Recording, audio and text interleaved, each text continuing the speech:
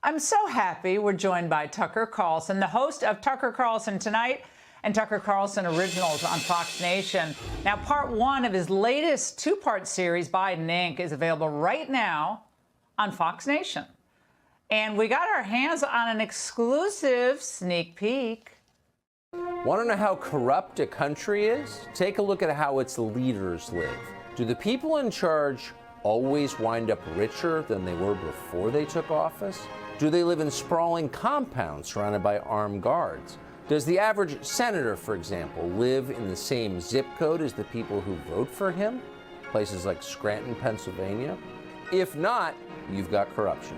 During his 5 decades as a public servant, Joe Biden and his family became rich, and they enriched themselves in the country they supposedly served.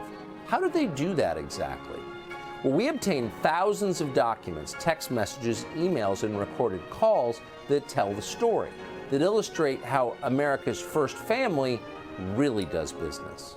This is Biden Inc.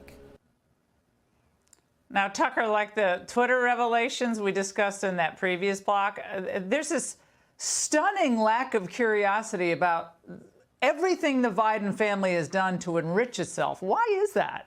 Well, and it's longstanding. It's 50 years of ignoring how Joe Biden lived in this sprawling estate in Greenville, Delaware, owned by a former member of the DuPont family on a government salary with no other income. Like, how did you do that exactly? Then he moved to an even bigger place. And then he bought, a place on the shore, on the eastern shore in Rehoboth. And then when he left the VP's house, he moved into one of the biggest houses in the Potomac River in McLean, Virginia. Like, who financed all of this? And of course, nobody asked those questions. And by the way, Joe Biden's not the only member of Congress to get rich from so-called public service, but he's certainly the most obvious example. And we learned on the laptop, of course, one of the ways he got rich was by sharing a bank account with his son, who was selling access to his father as the vice president of the United States to Ukraine and China. This seems like one of the biggest stories of the past decade, and I don't think it's even been covered by the biggest newspapers in the country, which really does tell you everything. Well, they try to distract from the underlying narrative, which is the Bidens have become wildly wealthy, trading off Joe Biden's position in government by just say, oh, well, you're picking on someone who's gotten through a terrible addiction problem. Well, just because he's had personal problems, you're now piling on. So they go to the salacious details, which kind of get they're titillating. They go to the salacious details, but those aren't really the point here, are they? I mean, they're kind of interesting, but that's not the core of what's going on.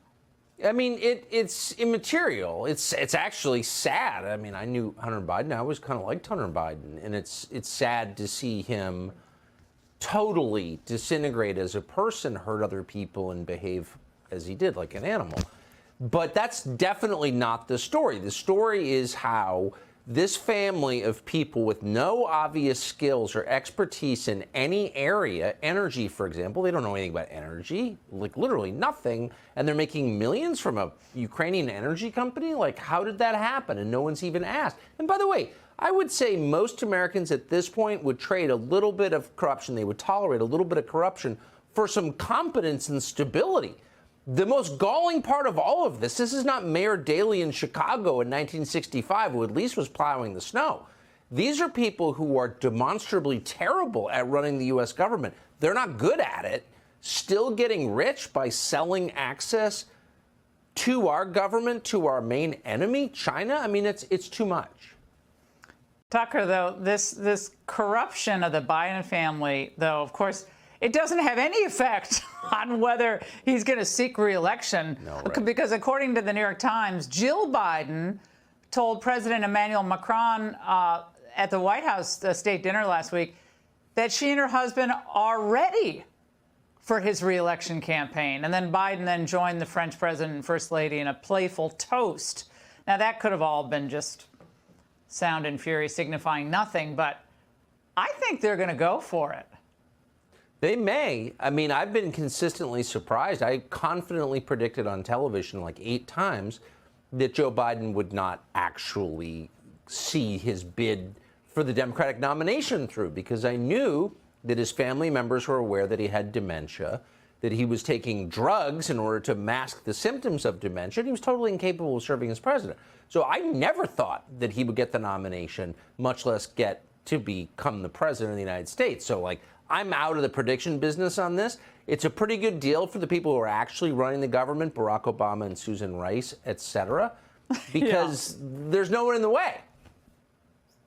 Tucker, is there a way for a populist kind of, whatever you want to call it, America First, America Focused candidate to really win on the national stage if Republicans don't get this big tech under control by breaking this crazy monopoly on speech that they have, and by getting early voting mastered at the outset of these elections? Is it possible for them to win national office given the electoral makeup? Well, no, of course. And, some of the voting stuff is a question of mechanics. If we have this new system, Republicans, if they want to be in the politics business, need to master it. That's obvious.